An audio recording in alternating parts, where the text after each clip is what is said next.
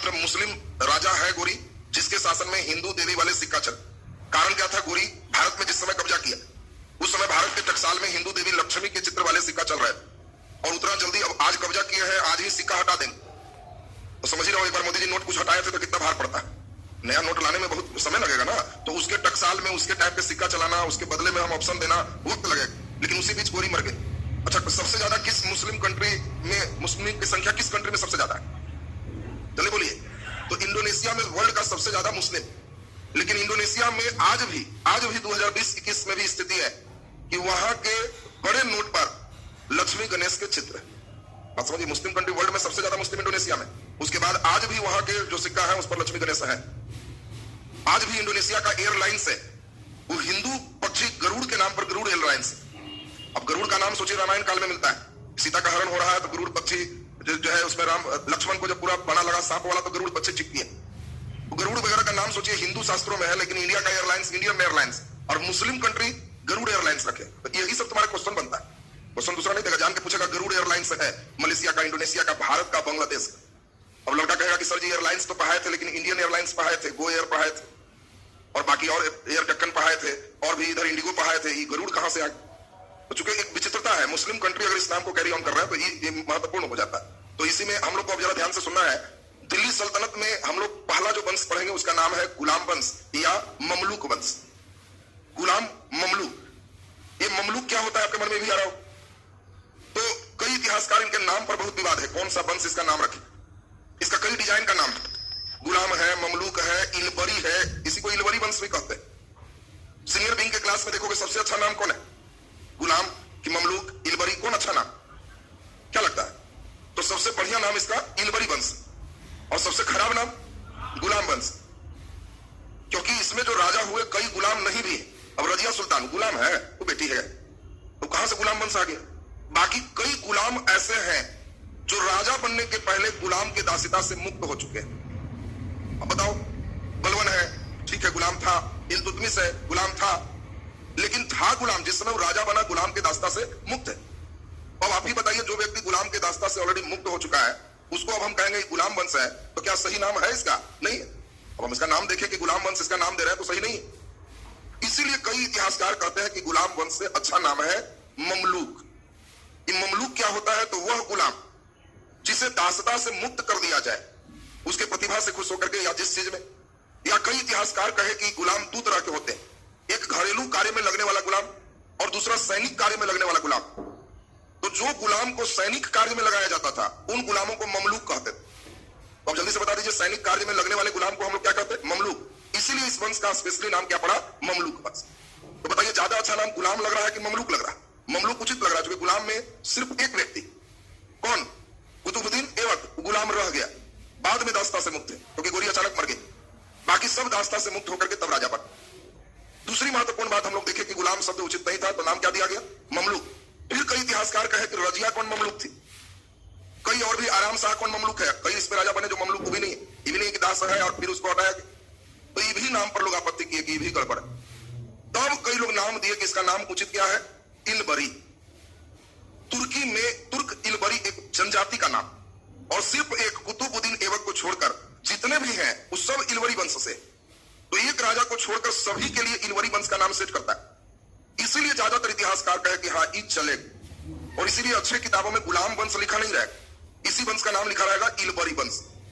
लेकिन आपको इलबरी आदत है नहीं, बचपन से आपकी आदत गुलाम वाला, गुलाम वंश, तो इसलिए हम भी गुलाम वंश से ही शुरू कर। तो अब आपको नाम ध्यान आया कि क्या गुलाम वंश उचित नाम है? नहीं। लेकिन हाँ, छोटे परीक्षा मैट्रिक लेवल पर, इंटर लेवल पर अगर कोई एग्जाम दे रहे तो वहां चॉइस गुलामे वंश दे, क्योंकि वो भी जानता है कि लड़का इससे आगे ममलूक इलबरी नाम भी नहीं सुना हो। कोई लड़का पहली बार इलबरी आज नाम भी सुन रहा हो, ममलूक नाम भी सुन रहा होगा, क्योंकि हमेशा वो गुलाम नहीं पढ़ते रहा। तो इसीलिए आपके जूनियर विंग एग्जाम के लिए सही है गुलाम वंश। अब जो बात बताएं इसको खूब बढ़िया से सुनिए, एकदम पूरे स्टेप आपका याद चाहिए। गुलाम वंश के संस्थापक कुतुबुद्दीन ऐबक, और कुतुबुद्दीन ऐबक आपको पिछले क्लास में बताए थे अरबी है कि अफगानी है कि तुर्क है, याद करो, तुर्क है। आपको बताया था कि सभी वंश तुर्क होंगे, एक को छोड़कर लोदी अफगान हो, बाकी सभी तुर्क होंगे। और इसीलिए भारत में सबसे ज्यादा शासन किसका रहा? तुर्क का। तो कई इतिहासकार एक नाम और देते हैं कि गुलाम वंश और इलबरी वंश और ममलूक वंश से अच्छा नाम है प्रथम तुर्क वंश। कहा कि हम हमसे नाम पूछिए, एकदम एक्यूरेट नाम देते हैं, प्रथम तुर्क वंश। कई इतिहासकार कहते हैं कि भाई ये भी नाम ठीक नहीं। क्यों? तो फिर द्वितीय तुर्क बना ही नहीं, केवल तुर्क ही रह गया, तो प्रथम फिर क्यों? दूसरा फिर बनता तुर्क, तब कहते कि प्रथम तुर्क और द्वितीय तुर्क, सब तो तुर्क है, तो प्रथम तुर्क कैसे कह सकते? कोई लड़का कह रहा है बड़े पापा, तो कब कहेगा? जब छोटा पापा घर में कोई एक और होगा तब ना। एक को पापा है तो बड़े पापा कहेगा तो डटाएगा, बड़े क्या बोलता है? पापा बोल। लेकिन हाँ 4-5 को अगर चाचा है तो सिखावा जाएगा बड़े पापा, मंझले पापा। तो बड़े मंझले तब चलेगा जब कई कैटेगरी में है, तब ना। इस अंडरस्टूड बात।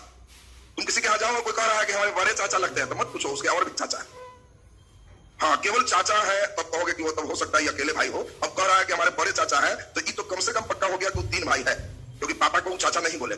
और फिर बड़े चाचा कह रहा है तो मैंने छोटे को चाचा है कर, तो 3 भाई है, इस बात की गारंटी है। तो कई इतिहास देखिए, बात को समझिए। प्रथम तुर्क में भी फिर विवाद, ये भाई द्वितीय है नहीं तो प्रथम तुर्क कैसे?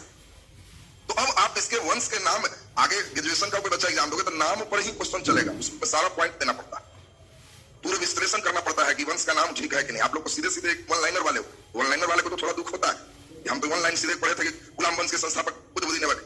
परीक्षा में इससे गारंटी नहीं कि बन जाएगा। वो क्या कहेगा? भारत में प्रथम तुर्क वंश के संस्थापक थे।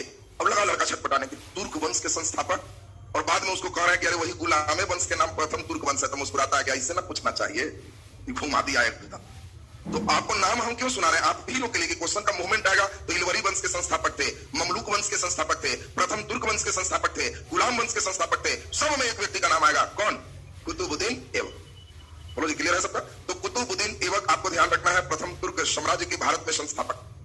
कुतुबुद्दीन ऐबक जब भारत आया तो वो गोरी के रिप्रेजेंटेशन में आया, लेकिन अचानक 1206 में गोरी मर गया तो भारत में उसका साम्राज्य स्थापित हो।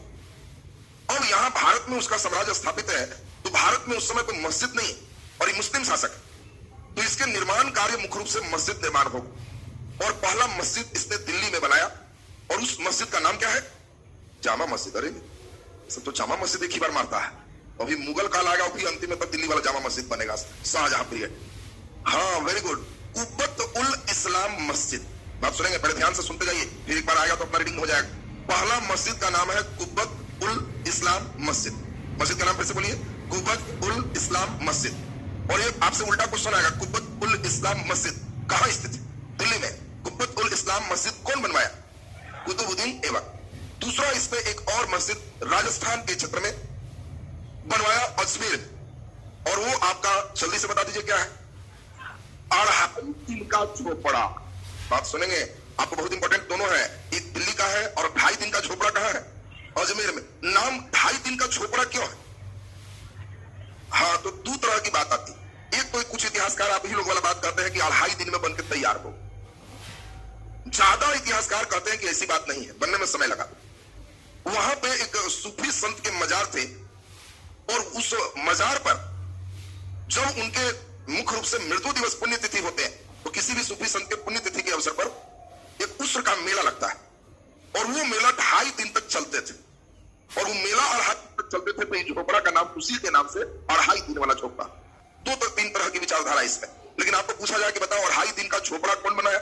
तो कहना कुतुबुद्दीन ऐबक बनाया। कुब्बत उल इस्लाम मस्जिद कौन बनवाया? ये भी कुतुबुद्दीन ऐबक बनवाया। और कुतुबुद्दीन ऐबक एक सूफी संत उस समय थे, और उस सूफी संत का नाम था ख्वाजा कुतुबुद्दीन बख्तियार काकी। नाम फिर से सुनेंगे, ख्वाजा कुतुबुद्दीन बख्तियार काकी। तो ख्वाजा कुतुबुद्दीन बख्तियार काकी, आगे सूफी संत की कहानी सुनाए। सूफी संत एक मीडियम पथ वाले होंगे, उन लोग अपने आप को संत घोषित करेंगे, उसमें भी 2 वेरायटी होंगी, बासर्रा बेसर्रा। बासर्रा शरीयत को मानेंगे, कोई चीज का इलाज कहेंगे नमाज उमाज पढ़ो, लेकिन बेसर्रा वाले होंगे वो शरीयत को नहीं मानेंगे, कोई नमाज उमाज नहीं है, उनके यहाँ कुछ भी जाएगा तो कहेंगे अंदर से ताकत है, एनर्जी है, सीधे ऊपर वाले का, जो हम बोलेंगे हो जाएगा। तो उनके यहाँ हिंदू मुस्लिम सबकी भीड़ रहेगी। जब हिंदू का भी डॉक्टर जवाब दे देगा कि नहीं ठीक होगा, और कोई बगल वाला कहेगा कि फल्ला मौलवी साहब देखते हैं ना, वो एकदम ठीक कर देंगे, झाड़ देते हैं, तो हिंदू भी रहेगा तो मौलवी साहब क्या पहुंच जाएगा? मौलवी साहब ताबीज में अल्लाह लिख रहा है कि खुदा लिख रहा है, बंद वाले केवल उसको लगना चाहिए कि ठीक हो जाए, तो थोड़े कोई ताबीज खोल के पढ़ता है लिखा हुआ क्या। उस सब जगह जहां डर है उस समय सब अल्लाह भगवान खुदा सब एक हो जाता है। जब खाने पीने के लिए टाइट मिलेगा तो फिर अपना इधर उधर डिस्टेट करते रहता है।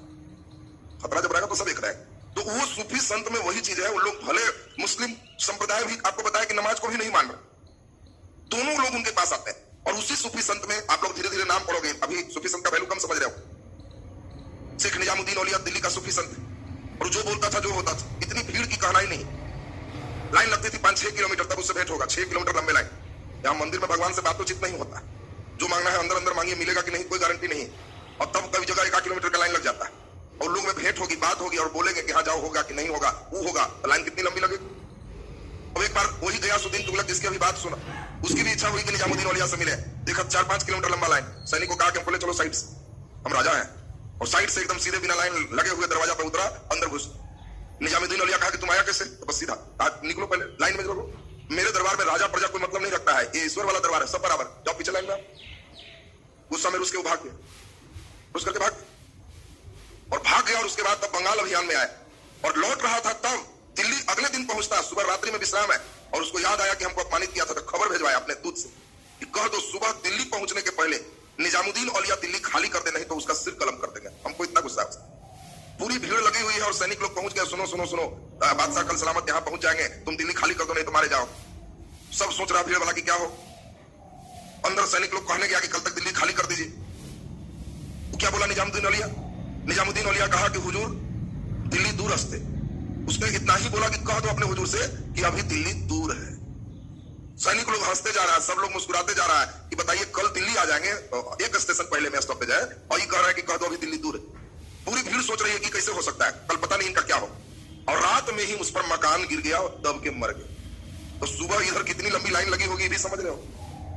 जो राजा को बोल रहा है कि कह दो दिल्ली दूर है और राजा पर रात में मकान गिर जाए, तो बताओ सब सूफी संत क्या भीड़ लगेगा कि नहीं लगेगा। वो लोग उस पावर के। अब तुमको पावर समझ में आया होगा ख्वाजा कुतुबुद्दीन बख्तियार काकी का। ऐसे तुम लोग नहीं समझता, इसीलिए तुमको इधर से चले, ऐसा लगता कि कौन है बख्तियार काकी। तो अब आप समझ गए सूफी संत का। हम लोग देखेंगे भारत में भी 2-3 संप्रदाय उनके रहेंगे, सिलसिला जिसको कहते, ये सभी लोग चिश्ती सिलसिला के। पूछा जाता है भारत में चिश्ती सिलसिला के संस्थापक कौन है, चलिए बोलिए। ख्वाजा मोइनुद्दीन चिश्ती। और वही ख्वाजा मोइनुद्दीन चिश्ती का दरगाह कहाँ है? अजमेर शरीफ, जिसपे आज भी हिंदू और मुस्लिम सबकी भीड़ लगती है। क्योंकि सूफी संत में माना जाता है कि अगर मर गए वहां पीर मतलब गुरु होते हैं। पीर मतलब गुरु। तुम्हारे गांव में भी सब लड़के के गांव में कहीं ना कहीं पीर बाबा रहते हो। गांव में जाना पूछना पीर बाबा कहाँ है, तो कहेगा वहां पर पत्थर जरा पीर बाबा का। तो पीर बाबा का मतलब कोई सूफी संत टाइप का कोई साधु रहा होगा और वो मर गया, तो उसके जो दरगाह है वहां ईटा पत्थर कुछ रख दिया तो पीर बाबा है। बात समझिए, पीर का मतलब गुरु जी होता है और मुरीद का मतलब शिष्य होता है। तो पीर और मुरीद की सिलसिला चल रही है ये सूफी संतों। और उसमें माना जाता है कि गुरु जी जब मर जाएंगे तो उनकी दरगाह बने, और वो दरगाह जो देख रहे हो उसमें गुरु जी के मृत्यु दिवस पर गुरु जी को स्पेशली बुलाहटा आएगा अल्लाह के दरबार। यानी गुरु जी एक दिन अल्लाह के दरबार में हाजिर होंगे, जिस दिन वो मरे तो उस दिन अल्लाह से उनकी मीटिंग होगी। तो उस दिन वो जो चाहेंगे हाई पावर में रहेंगे। तो मृत्यु दिवस के दिन जो मांगोगे वो तुमको मिल जाएगा। उसके लिए दरगाह पर एक मेला लगेगा मृत्यु दिवस में, जिसको उस्र का मेला कहा। किसी भी सूफी संत में उस्र का मेला लगेगा। उस्र का मतलब तुम अब समझ गया कि उनके मृत्यु दिवस पर वो खास चीज का मिलन है ऊपर, और नीचे मांगोगे तो उस दिन जरा हाई पावर में रहे। तो तुम अब अजमेर शरीफ में सबसे ज्यादा भीड़ कब लगेगी? जब उनके उस्र का मेला हो।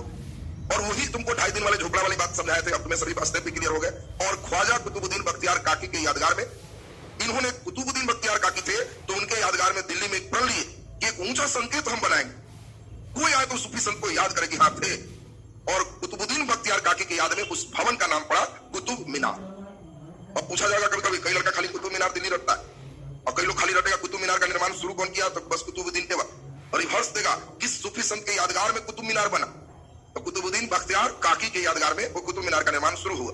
अभी ये निर्माण शुरू ही किया था, निर्माण अभी बहुत करता, अभी एक तल्ले तो बनाए ही थे। और सोचो ये राजा कब बना है? मेन 1206, अभी 6 में राजा बना है। अभी टकसाल उकसाल का सोच रहा है, अभी 7, 8, 9, 10 4 साल अभी हुआ। और अभी बहुत बढ़िया करता कि उसी बीच वहां एक खेल बहुत प्रचलित था तुर्क का।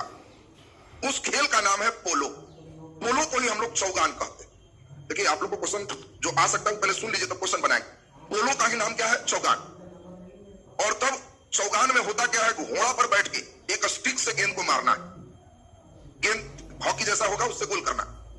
और वही जो आप कुतुबुद्दीन ऐबक को देख रहे हो, चौगान खेल रहा था और अचानक घोड़ा से ही गिर गए, और घोड़ा से गिरने के कारण उसकी मृत्यु हो गई। कुछ इतिहासकार इसमें भी एक संदर्भ जोड़ते हैं कि कुतुबुद्दीन ऐबक एक राजपूत शासक थे, उस पर हमला किया और उसकी मार दिया, और उसी के सामने उसका प्रिय घोड़ा जो उस व्यक्ति का था, वो घोड़ा उसका भी लेते चलाया। वो घोड़ा बहुत बुलंद, उस व्यक्ति ने घोड़ा को बचपन से पाला था, और घोड़ा के सामने उसके मालिक को मार दिया। घोड़ा बड़ा गुस्सा में, और कुतुबुद्दीन ऐबक घोड़ा का एकदम शौकीन था, किसी प्रकार का घोड़ा रहे तो लगाम से टिक कर लेता था और वही घोड़ा पर बैठ के कहा कि आज खेलने जाए। और घोड़ा गुस्सा में था ही, मौका देखा कि लगाम ढीला है तो पीठ से गिराया और दुलकते ही उस पर मार दिया। आप अपना जो लगा दिया सीना पर, उसी से उसकी वहां तत्काल मृत्यु हो, यानी घोड़ा ने भी बदला लेकर उसको मारा।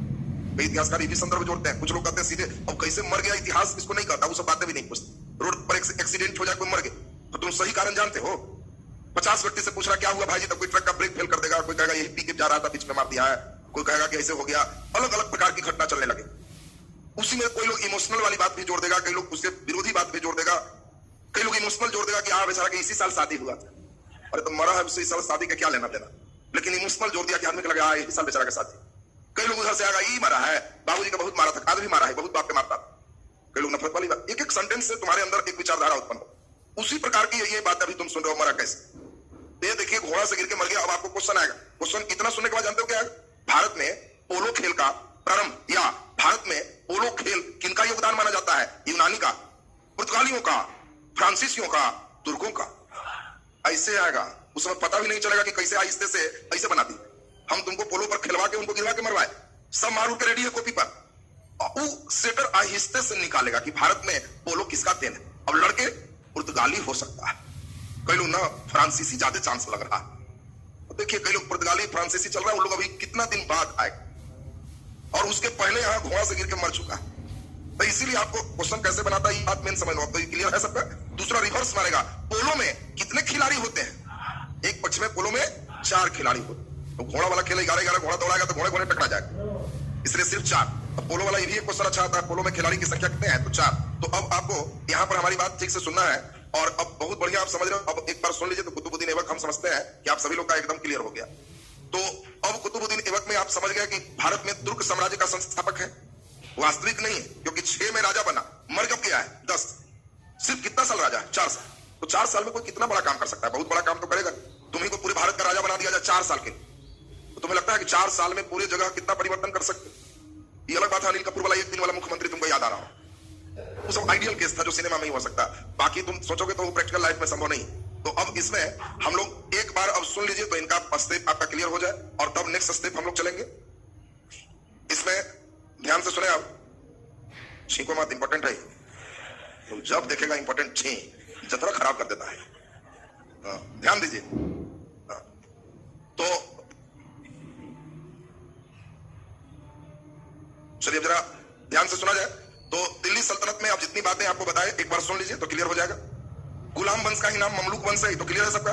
और ये 1206 से 1290 तक रहेगा। कुतुबुद्दीन ऐबक राजा कब बना? 1206 में। मर कब गया? 1210 में। आपको यही अभी कहानी भी सुनाए थे। ये भारत में ये पहला तो ये तुर्क है। दूसरा पिछले दिन सुनाए थे कि कुतुबुद्दीन ऐबक बहुत बढ़िया कुरान की आयतें पढ़ता था, इसलिए इसको कुरान खावा कहा। पूछा जाएगा कुरान खावा किसको कहे? कुतुबुद्दीन ऐबक को। और दूसरा इसको लाख बख्श कहा। लाख बख्श माने लाखों का देने वाला, क्योंकि बताया था कि हम लोग जैसा नहीं है कि 2 रुपया 10 रुपया, ये हाथियों दे देता था। भिखारी को क्या है ये बहुत गरीब मालिक, दे दो हाथी दे दो, लेते जाए। सोचो हाथी दान दे दिया, तो इतना बड़ा लाखों का देने वाला, इसलिए इसका नाम क्या है? लाख बख्श।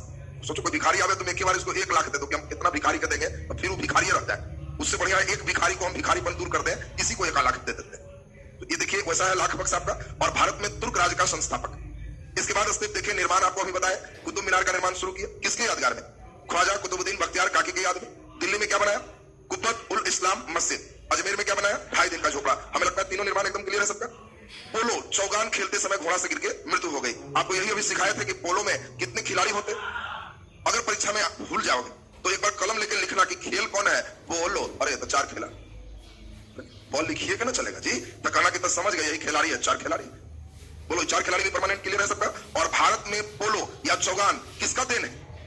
तुर्क का, क्योंकि ये तुर्क का देन है। उसमें कभी भी फ्रांसीसी पुर्तगाली समझ लगाने लग जाना। तो अब रिवर्स क्वेश्चन भी समझ गए। इसके बाद राजा बना है आराम शाह, और आराम शाह को हटा करके इसी का दामाद भी है, गुलाम भी है। इसका नाम क्या है? इल्तुतमिश। ये पहला रियल राजा बना जो लंबे समय तक है, 11 से 36 तक, 25 साल का राज। 1 साल 10 से 11 के बीच का आराम शाह। आराम शाह का कोई वर्क नहीं है, इसलिए केवल नाम कौन बना केवल सुनना है। उसको जूत की लड़ाई में इसने हराया था इल्तुतमिश ने। और इल्तुतमिश की बात अब एक बार सुन लीजिए तो क्लियर हो जाए। आपको पिछले क्लास में समझाए थे, उस चीज को याद करो। मुस्लिम साम्राज्य में मोहम्मद साहब की एक कल्पना थी कि पूरे धरती पर सूर्य कितने हैं? 1। चांद कितने हैं? 1। तो राजा कितने हो? 1 राजा अगर होगा धरती का राजा तो बहुत अच्छी बात। और धरती के राजा को हम लोग खलीफा कहें। और जो मुस्लिम राजा कहीं कब्जा करोगे तो खलीफा से एक चिट्ठी लो, उस चिट्ठी को सनद पत्र कहें। उस चिट्ठी में रहेगा कि मैं खलीफा की अधीनता स्वीकार करता हूं, लिख के भेजो, और खलीफा तुम्हें मान्यता देगा कि हाँ ये मुस्लिम राजा है और हमारे अधीन। और जो मुस्लिम राजा सनद पत्र ले लेता था वो अपने को सुल्तान कहता, और सुल्तानों का ही अध्ययन सल्तनत काल है जिसको अभी हम लोग पढ़ रहे हैं। तो क्या सनद पत्र कुतुबुद्दीन ऐबक ले पाया? नहीं, तो बीच में ही मर गए।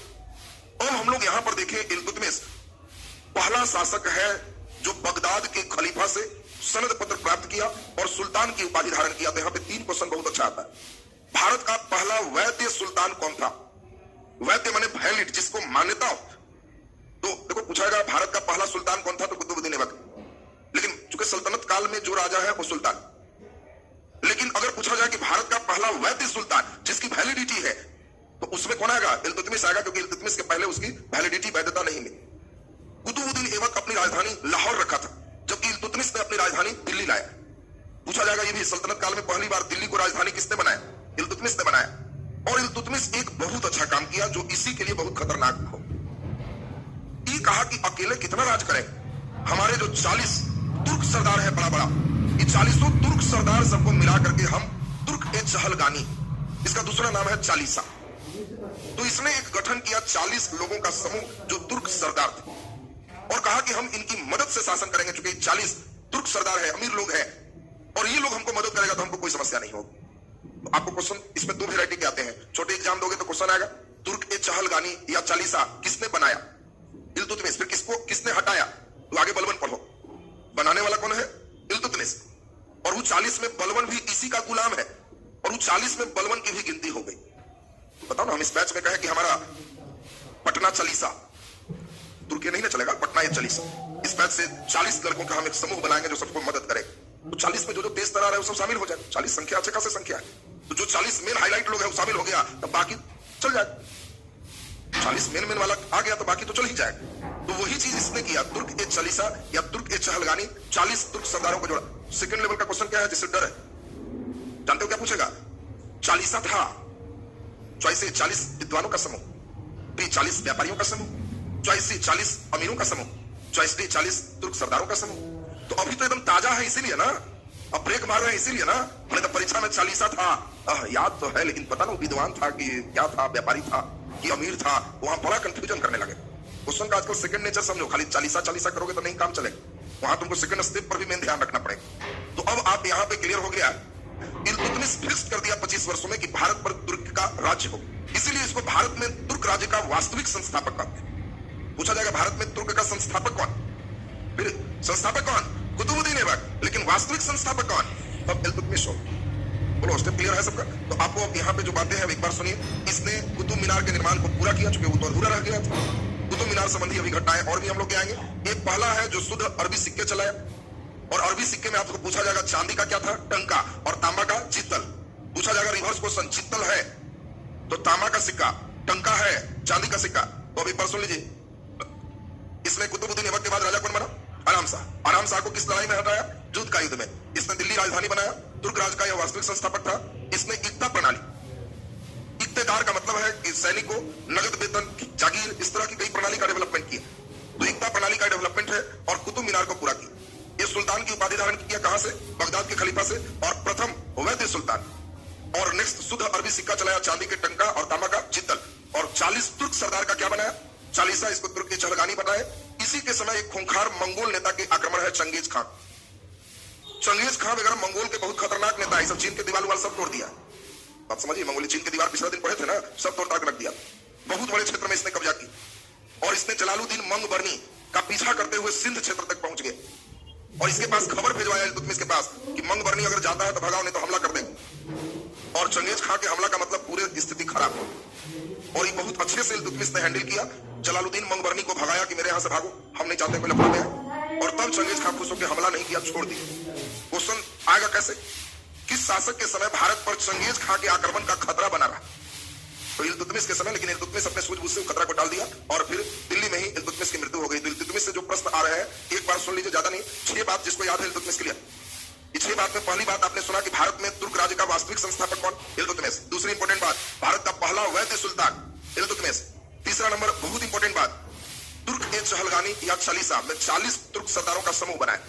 चौथा बहुत इंपॉर्टेंट बात, इसने शुद्ध अरबी सिक्का चलाया, चांदी का टंका और तांबा का जितल, चांदी का टंका और तांबा का जितल। और पांचवा एक और बहुत महत्वपूर्ण तथ्य हम लोग सुने, इल्तुतमिश कुतुब मीनार के निर्माण को पूरा कराया। पूछा जाएगा कुतुब मीनार के निर्माण को पूरा कौन करवाया? इल्तुतमिश। शुरू कौन कराया? कुतुबुद्दीन ऐबक। और लास्ट इसमें हम लोग देख लिए इक्ता प्रणाली भी महत्वपूर्ण। इक्ता प्रणाली किसके द्वारा शुरू किया गया? तो इल्तुतमिश के द्वारा। ई से इक्ता, ई से इल्तुतमिश, दिमाग में एकदम सेट रखेगा। और तब इल्तुतमिश के कई बेटा है, लेकिन पहला ऐसा है तुर्क में, देखो तुर्क में बेटियों को भी अधिकार मिलते, मुस्लिम समुदाय में महिलाओं को भी, बेटियों को भी संपत्ति में भी अधिकार होते। ये अलग बात है कि इंडिया में मुस्लिम इंडो इस्लामिक शैली से यहां नहीं मिले, वो अलग बात, लेकिन शरीयत कहता है कि नहीं, बेटी का भी हिस्सा है। और इसी में हम लोग देखें इल्तुतमिश पहला राजा है जो कह रहा है कि मेरा कोई बेटा लायक उतना नहीं है जितना हमारे तेज बेटी, और इसीलिए हमारे मरने के बाद हमारी बेटी ही मेरी उत्तराधिकारी हो। सोचिए, इल्तुतमिश अपने जीवन काल में ही वसीयत कह रहा है कि मेरे बाद हमारी बेटी ही उत्तराधिकारी हो, और बेटी को 40 सरदारों से एकदम नहीं पटता। और यही लोग मेन रिमोट थे कि बना तो दी, अब हम 40 लोग की टीम बना दे, तो 40 लोग अगर धीरे धीरे हम जब तक है ठीक है, हम कमजोर पड़ेंगे तो 40 हो सकता है अगला वहां टिकने नहीं, दूसरा है तो 40 हल्ला करेगा। हम लोग साधारण समझ रहे हैं, चुनाव थे उनके द्वारा, और फिर हल्ला करके वही बर्बाद भी कर सकता है। तो ये चीज स्थिति हम लोग देखें, तुर्क ए चहलगानी ये इसकी बेटी रजिया सुल्तान को एकदम नहीं चाहे, और वो 40 मिल करके इसके एक नालायक बेटा फिरोज शाह, रुकनुद्दीन फिरोज शाह, उसी को हेड बना दिया। अब रुकनुद्दीन फिरोज शाह को हेड बना दिया, रजिया तो बेचारी लिखा हुआ वसीयत है फिर भी हेड नहीं बन पाई। इल्तुतमिश एक चीज उसके पहले किया था कि अगर किसी व्यक्ति को न्याय मांगना है तो मेरे दरबार में लाल कपड़ा पहन के आना, मतलब अगर तुम्हारे साथ कोई अन्याय किया है, तुम्हारा काम नहीं हो रहा, तो लाल वस्त्र में आना, हम ड्रेस देख के समझ जाएंगे कि वो इसको न्याय चाहिए, इसको कुछ गड़बड़ी। तो यहाँ पे अब हम लोग स्थिति को देखें, अब रजिया सुल्तान को लगा कि हमारे साथ तो अन्याय हुआ है, तो रजिया सुल्तान क्या की, इसने एक इंपॉर्टेंट काम की। जुम्मे के दिन, जुम्मा माने शुक्रवार, जुम्मा के दिन शरीयत में वर्णन है कि जो मुस्लिम समुदाय के लोग हैं वो अपनी नमाज मस्जिद में जाके पढ़ेंगे, बाकी दिन घर में भी पढ़ सकते हैं। तो उस दिन मस्जिद में थोड़ी ज्यादा भीड़ होती, और वही मस्जिद का नमाज दिल्ली में जैसे ही टूटा, रजिया सुल्तान लाल रंग के ड्रेस पहन के पब्लिक के बीच गई हुई है, और लोग जब नमाज पढ़ के निकले तो देखे कि एक महिला है, कौन है पहचाने, तो लोग कहा कि इल्तुतमिश की बेटी, तो और देखने के लिए भीड़ लग गई। दिल्ली के सड़कों पर एकदम भीड़ लग गया, क्योंकि राजा की बेटी और लाल ड्रेस में आई है। भीड़ लगा तो लोग पूछा कि क्या दिक्कत, तो लाल ड्रेस में कह रही है कि हम आप लोगों से न्याय मांगने आए हैं, जनता की अदालत। हमारे अब्बा लिख के गए थे शरीयत में कि हम हेड होंगे, लेकिन हमारे जो सरदार लोग हैं उन लोग हमको हटाए हुए हैं, लेकिन जनता से ऊपर कोई नहीं, आप लोग न्याय दीजिए। सब एक सुर में कहा कि हाँ वसीयत था, एकदम इनको बनाना है। पूरी भीड़ चढ़ गई, और जब पूरी भीड़ वहां चढ़ गया तब भीड़ के द्वारा उस समय रजिया का सोचो सिंहासन पर बैठा दिया, और रजिया पहली महिला है जो शासिका हुई। इसके पहले भी कोई नहीं है और अंतिम में भी कोई नहीं है। तो कई बार लड़के को हम पहली पढ़ा के भेजते हैं और अंतिम पूछ लिया करता है। सोचो, लड़का को हम बोलते कि पहली महिला रजिया है, और कहता है सल्तनत काल में अंतिम महिला शासिका कौन है। अब लड़का लगा कंफ्यूज होने कि रजिया तो प्रथम थी, अंतिम कौन है, अरे तो एक ही बनी है, उसको पहला कह लो चाहे अंतिम को। तो अब तो ये भी बात समझ गया होगा कि रजिया हेड बन गई। मुस्लिम समुदाय में शरीयत में है कि महिलाओं को नकाब में रहना है, चेहरा दिखाई नहीं देना चाहिए, लेकिन रजिया जब शासिका बनी है तब पुरुषों के ड्रेस में, उसी समय फैशन है एकदम पूरा फुल पैंट शर्ट वाला, समझ महिला धारण किए हुए है, उस समय जमाने की बात चल रही। तो ये पुरुषों के ड्रेस में रह रही, और तलवार भी उतना ही बढ़िया चलाती। इसको 40 तुर्क सरदार से एकदम नहीं पट रहा है, तो तुर्क सरदार लोग सोच रहा है कैसे क्या करें। भटिंडा का सरदार पंजाब के साइड में था, उसका नाम था अल्तुनिया, और अल्तुनिया ने विद्रोह कर दिया, सब सरदारों को संरक्षण दिया, हेड वही बना हुआ। रजिया ने फैसला किया कि हम अल्तुनिया को समझा दें, और अल्तुनिया को शांत करने के लिए रजिया चली, 4 साल लगभग शासिका रही। और अल्तुनिया को शांत करने के लिए जब गई है तो उस लड़ाई में रजिया सुल्तान की हार हो गई। अल्तुनिया ने रजिया को कैद कर ली, और अल्तुनिया सोचा कि अब हम अपने अनुसार से चलेंगे। तब तक इधर लोग सुना कि रजिया कैद है, तो इधर दूसरा इसके भाई को फिर राजा बना दिया जो मेरे मन पसंद रहे। अब तो अल्तुनिया को लगा कि तो सबसे मूर्ख हम ही रह गए, उन लोग अपने पसंद का फिर राजा बना लिया, हम तो इससे भी लड़ गए, इसको भी बंद किए हुए, तो अब क्या करें। तो अल्तुनिया कुछ समय के बाद रजिया को समझाया, तो रजिया भी कही कि तब हम लोग तो अब दूसरा कोई सत्ता ले लिया है। तो अल्तुनिया कहा कि रजिया से कि तब हम लोग विवाह कर ले और दोनों मिलकर के वहां पे अधिकार करेंगे। शुरू में अल्तुनिया तो खिलाफ किया, लेकिन बाद में अल्तुनिया और रजिया का विवाह हुआ, और पूरे शक्ति से जब इन लोग चले तो एक लड़ाई है कैथल का युद्ध, और कैथल के युद्ध में दोनों हार गए। और दोनों हार गए, तो दोनों डर से घने जंगल में भाग गए कि पकड़ेगा तो कुछ और भी तरह का कष्ट दे।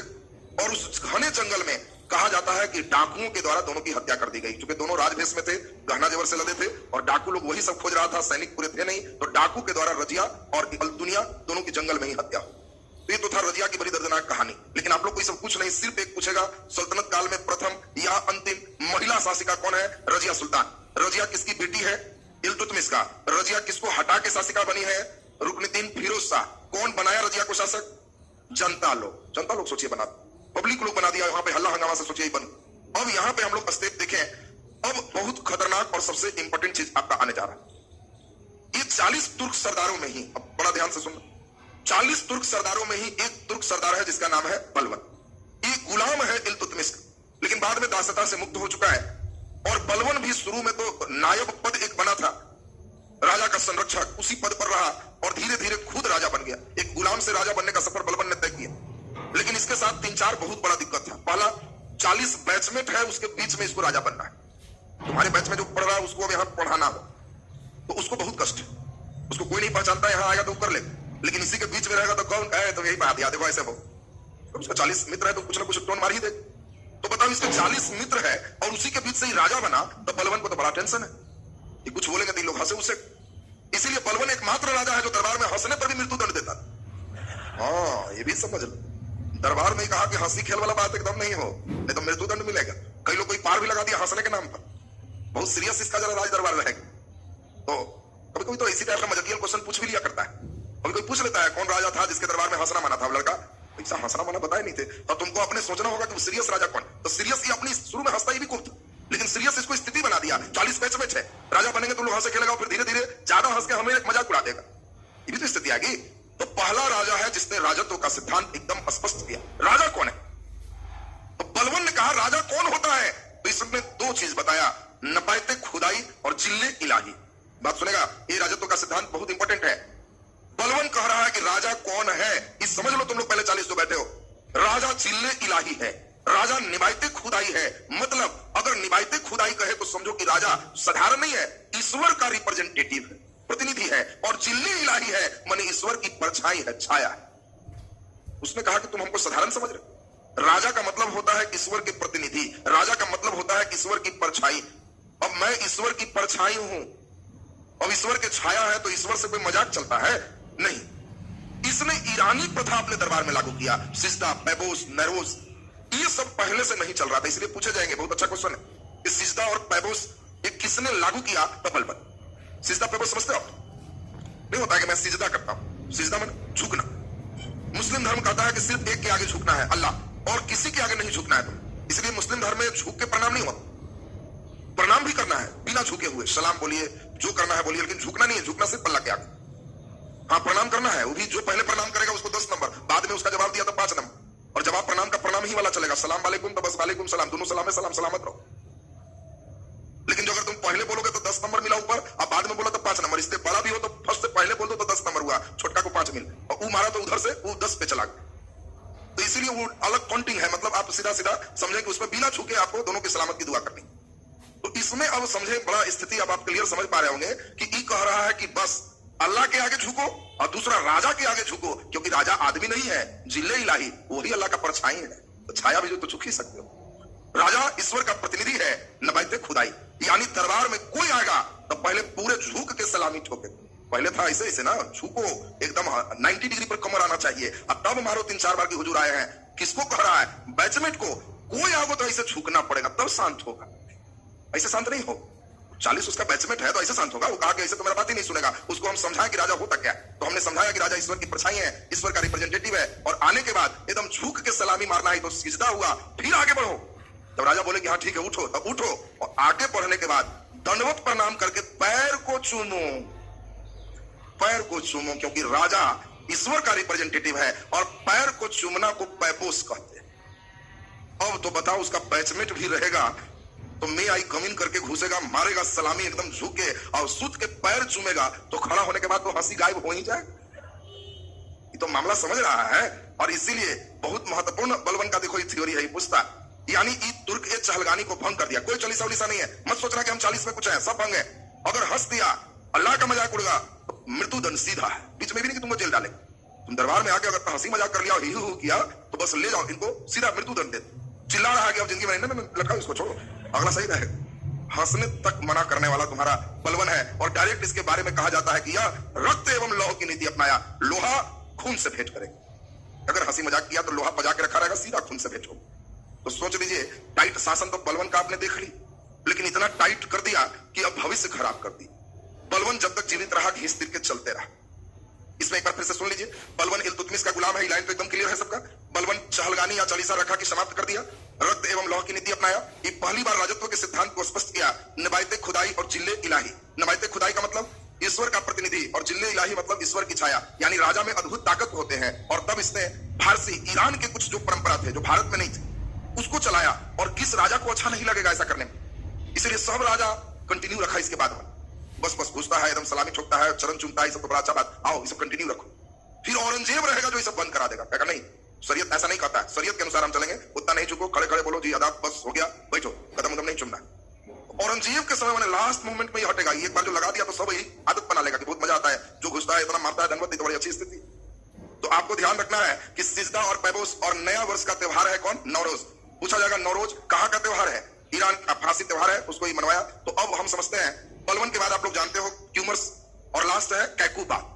गुलाम वंश का अंतिम शासक कौन है? कैकुबाद। और कैकुबाद के बाद इस वंश की समाप्ति है। तो अब एक बार हम लोग सुन ले तो ये वंश रिवीजन, और पूरा आज हम लोग कोशिश किए गुलाम वंश खत्म। अगले क्लास में कौन सा वंश चलेगा? खिलजी। खिलजी भी एक क्लास का पूरे लग ही जाता। खिलजी के बाद तुगलक भी एक क्लास लगेगा, और तब सैयद लोदी एक ही दिन में हो जाएगा। और बस 3 क्लास लगभग और लेंगे आपका तो सल्तनत खत्म। 3 क्लास लगभग मुगल में लेंगे स्थापत्य के साथ, तो आपका पूरे मध्यकाल कंप्लीट खत्म हो जाएगा। आज के बाद 6 दिन चलेगा तो मेडाइवल पूरा खत्म हो जाएगा, और तब सबसे महत्वपूर्ण सेक्शन पे आ जाओगे, मॉडर्न। हाँ, हिंदू कैसे रहेगा?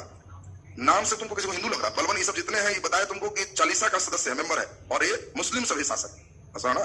तो इसमें तुर्क सरदार है, सब तुर्क का है, तो तुर्क में हिंदू नहीं रहेगा, ठीक है ना, इसे ध्यान रखना। तो चलिए अब हम लोग फिर से नाम को कंटिन्यू करें। 5 नाम गुलाम वंश में एकदम सबका ठीक ठाक हो जाए। कुतुबुद्दीन ऐबक, इल्तुतमिश, रजिया सुल्तान, बलबन और कैकुबाद। कैकुबाद और क्यूमर्स, लास्ट में 2 कविता फेस पूछ देता है। तो अब इसमें सुन लीजिए, ये चारों के काम तेजी में बोलो जल्दी जल्दी। कुतुबुद्दीन ऐबक का काम पहला नंबर, भारत में तुर्क राज्य का संस्थापक, इसको कुरान खवा या लाख बख्श कहते, याद आया? फिर जल्दी से बता दीजिए, इसमें 3 चीज का निर्माण कराया। दिल्ली में कुब्बत उल इस्लाम मस्जिद, दिल्ली में कुतुब मीनार, अजमेर में 2.5 दिन का झोपड़ा। क्लियर है सबका? और पोलो चौगान खेलते समय घोड़ा से गिर के इसकी मृत्यु। इसके बाद राजा जस्ट कौन बना? आराम शाह। आराम शाह को कौन हटाया? इल्तुतमिश। किस लड़ाई में? जूद का युद्ध। और तब इल्तुतमिश के बारे में तुमको बताया 5 से 6 लाइन, बहुत इंपॉर्टेंट इल्तुतमिश पे है। तुर्क की चहलगानी बनाना, पहला वैद्य सुल्तान बनना, ये इल्तुतमिश में हमने बताया बहुत इंपॉर्टेंट। तुर्क राज्य का वास्तविक संस्थापक होना, इक्तेदारी प्रथा लाना, शुद्ध अरबी सिक्के, टंका और जीतल का चलाना, याद आया सबको? और तब एक महत्वपूर्ण और हम लोग देख लें इसमें, बोलो जल्दी से, एक महत्वपूर्ण काम, राजधानी को दिल्ली बना, याद आया सबको? तो इतनी बातें आपको वहां से जुड़े हुए थे। और नेक्स्ट आप जल्दी से बता दीजिए इसमें अगला, रजिया सुल्तान। एक लाइन सिर्फ आएगा, एकमात्र और अंतिम मुस्लिम शासिका कौन बनी? रजिया सुल्तान। रजिया के बाद बोल दो बलवन। और बलवन पहला राजा है जिसने डिफाइन किया राजत्व का सिद्धांत, जिल्ले इलाही, निबायते खुदाई, याद है सबको? और तब तुर्की चहलगानी को समाप्त कर दिया। नए पत्थर 3 लाए, सिजदा, पैबोस और नव वर्ष का त्योहार नौरोज। बस इतनी बात याद है, गुलाम वंश एकदम क्लियर है। अब बोलो क्वेश्चन दिया जाए, एकदम क्लियर है सबका ना? तो हम लोग एक पीरियड कंप्लीट कर लिए, अब हम लोग दूसरे सब्जेक्ट की ओर चलते हैं। बहुत बढ़िया, आप लोग ध्यान दिए और इसका फायदा मिलेगा जब हम टेस्ट राउंड चलेंगे, तो उम्मीद है कि आप लोग बहुत अच्छा कर पाओ।